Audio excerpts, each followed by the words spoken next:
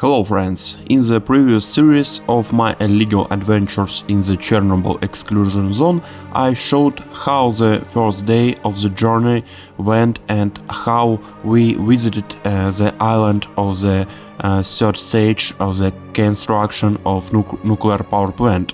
We looked at the two main objects of the island, the unfinished cooling towers and the unfinished 5 power unit.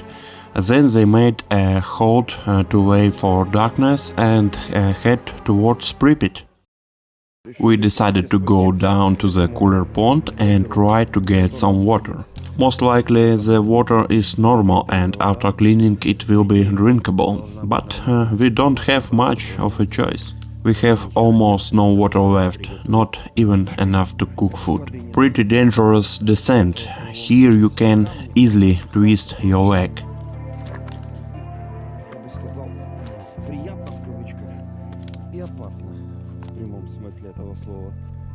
Let's see how porridge with stew from local water tastes.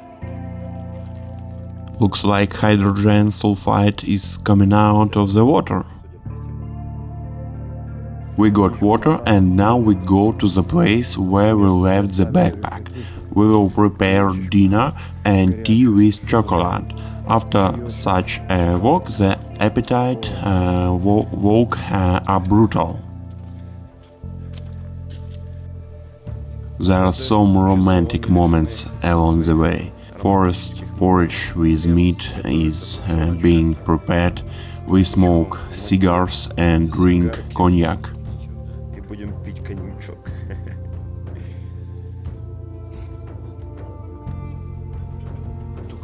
We are idiots. Here we just lay and thought that the road is far. A tour bus just passed 10 meters from this place and they could see us.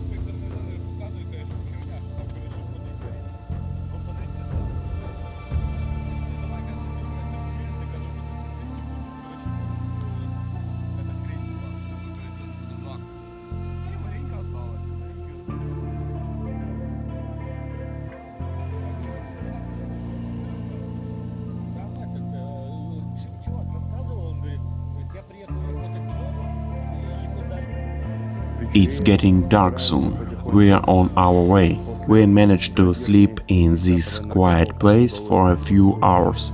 We are waiting for it to get dark and move towards Pripyat. We have about 20 kilometers to go.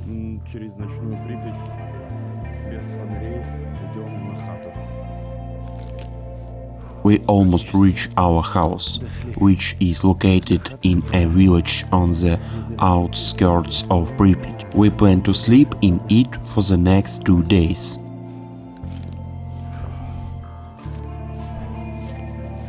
In the dark it is difficult to find the right house, but is already there.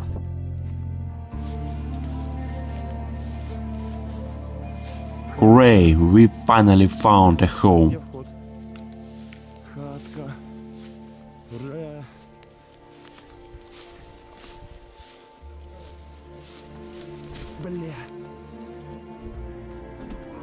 No one seems to have been here since the last visit.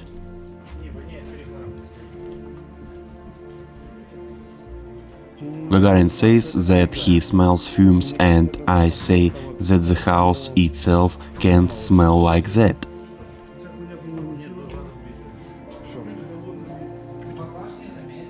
There is strange smell, but everything that the guys left here last time remained in place.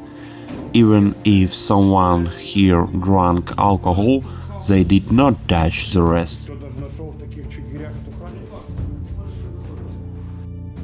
The problem is that this is all the water we have left.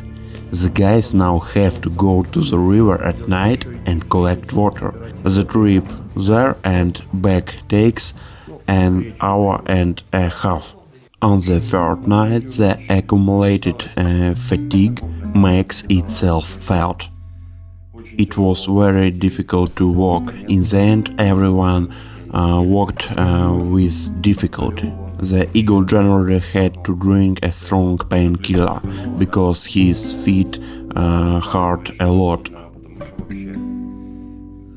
I convey feelings. Feet hurt the most. Muscles almost do not hurt, except perhaps the back. In addition, I rubbed calluses on my heels and between my legs. For my part, I will add that we are not walking in barrettes, but in good trekking boots. We all have lava. We plan to have a good sleep and rest, and tomorrow morning we will go to Pripyat. Our house is about 20 minutes walk from the outskirts of Pripyat. As our guide Bure said, it's better to walk to Pripyat for 20 minutes and sleep in a good house than to look for an apartment in Pripyat and sleep on concrete. Our house is perfectly equipped by Stalker standards. The windows are intact, the table, chairs, closet, the floors were deliberately left dirty so that it was not clear that this was a stalker's house. This is what our bedroom looks like. We will snuggle up to each other and warm with farts and snores. Terrible morning. Sleep failed. The carpet was blown off. The floor is hard. Everything hurts. Terrible night. And yet this man snored like hell. I am not kidding, his snoring made the walls and floor tremble. How are you feeling? Okay, we knew what to expect. You don't tell me, but the audience, so that they understand what the state is on the third day. The condition is as if a truck drove over me, Eagle says. I'm glad that for the next 2 days we'll walk around Pripyat without backpacks, and the legs and back will rest.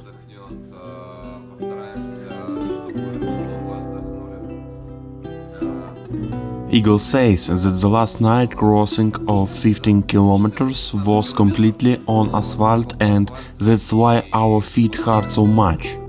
When you walk on the ground, the soil absorbs and it is easier for your feet to walk. And when you walk on asphalt, on the contrary, there is no depreciation. Beaver, where are you? Show stash.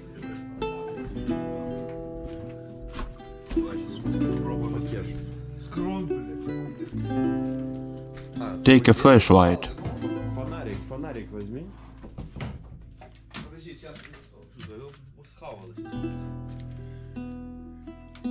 Who tried to eat the food in the hiding place?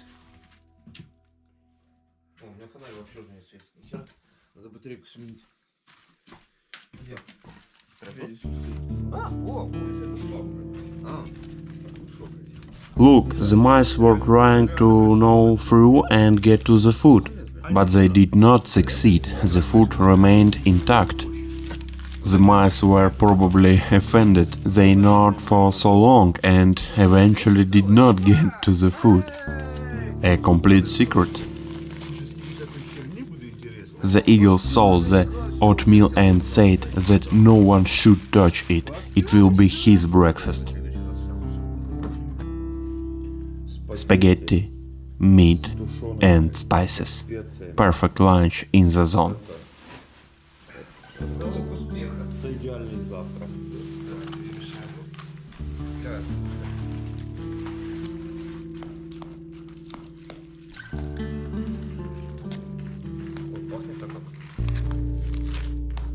Do you feel how delicious garlic smells?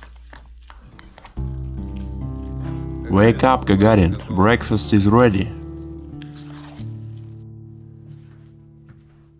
Morning in the zone. The weather is fine. So far we've been lucky with the weather. Now let's go see the second cache, which the guys did half a year ago. Let's see if it survived, and then we will advance to the legendary Jupiter plant. Lead beaver.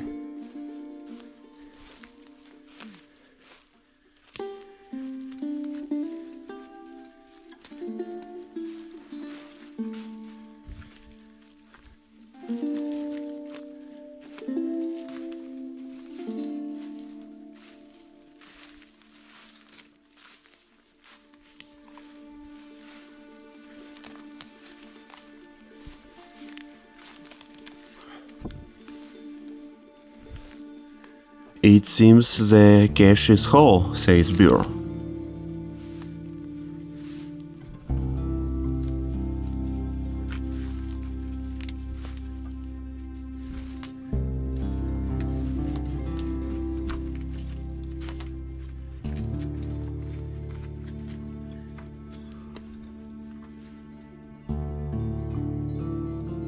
Okay, there's a whole stash.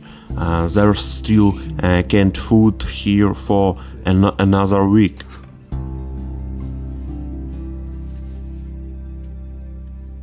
After breakfast and rest, the state of health became much better. The mood has risen, the weather is excellent. We're going towards the Jupiter plant and Pripyat.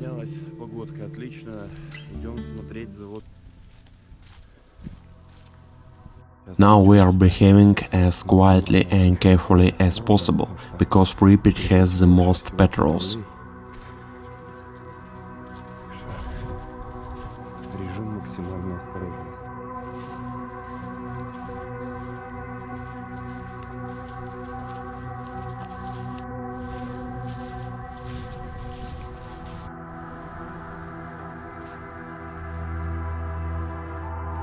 There are some houses.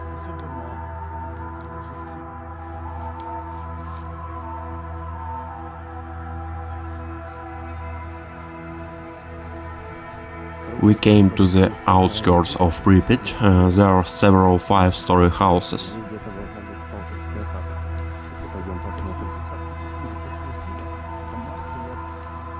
One of the houses should have a Stalker's lair.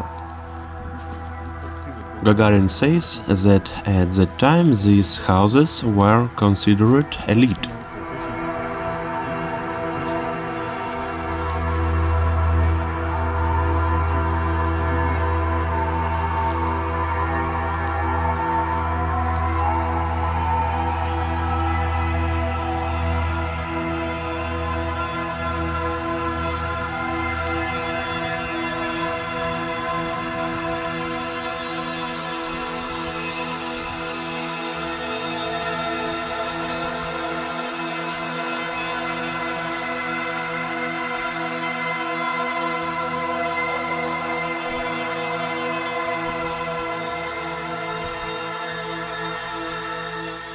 Look, the hatch is open, and there are a lot of them in the rear.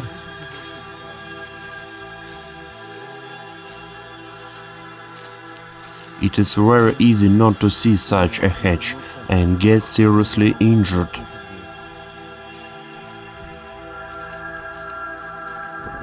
And here once grandmother sat on a bench and sits and discussed everyone, says Gagarin.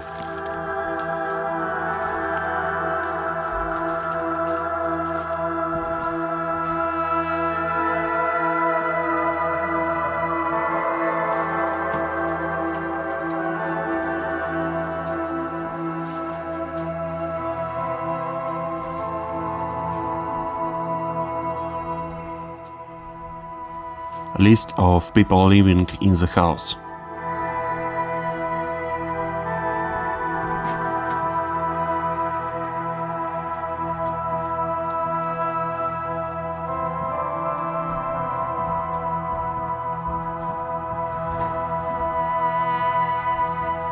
Not a bad place to stay. And you can go out in the balcony in the morning with a cigarette and coffee.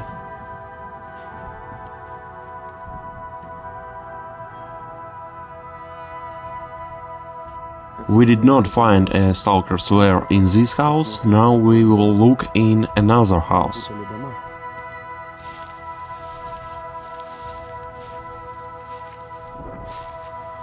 While everyone is walking around in camouflage, eagle pad on shiny gold jacket and a blue backpack, the perfect disguise.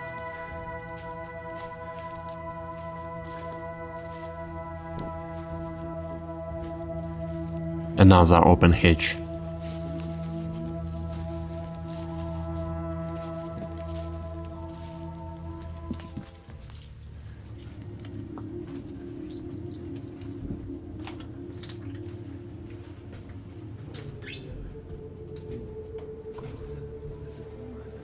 Here is the apartment.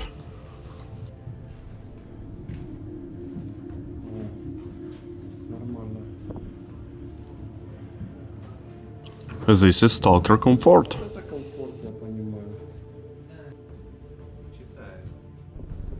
Commandments of a Stalker. Don't get caught by the police. Vodka is health. Do not burn the forest so as not to burn out in the drunken stupor. Observe safety precaution.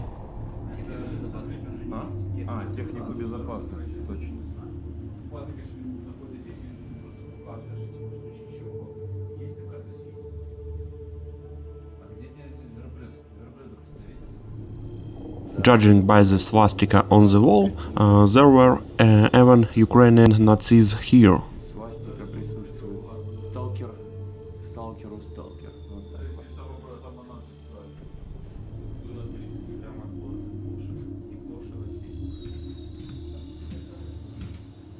Wow, what apartments! Also with a balcony and hall window.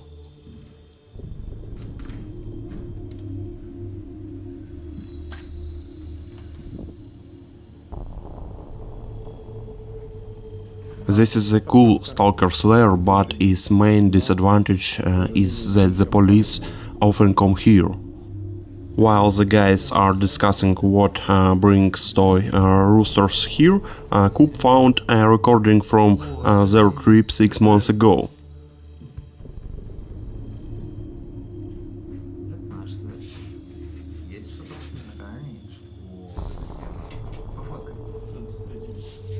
The next entry after ours was made 2 months later, says Coop. Hello to all stalkers. We plan to cast through the village of Martinovici. We arrived at 2200. An ambush of border guards was waiting for us on the bridge. I had to change the road. We threw ourselves through the Ditatki. Then they did not have time to cross the bridge and ended up in the forest. Then it began to rain and we again had to look for shelter. In the morning we moved further but got caught in heavy rain. As a result we got to Volkhov and waited there. After that we successfully reached Pripyat. In the end we got to these apartments. They didn't take anything but left a couple of cigarettes over the wash basin. Good luck to everyone, well, move on. Here Stalkers write from Lvov. Our first trip, we crossed the river, we reached Pripyat in 2 days, we met the police, we started to run away and let the dog down after us, managed to hide in the house. Bjorn, do the police know about the place? Yes. That is, they come here in advance? Yes. The last post was made a long time ago. We decided to leave our note. Hello from Odessa. Penetration was easy, but it cost the zone 2 people and bottle of whiskey. In general, the zone is favorable to us. We explored the 5-power unit, we liked it very much. Good luck everyone, we are moving on.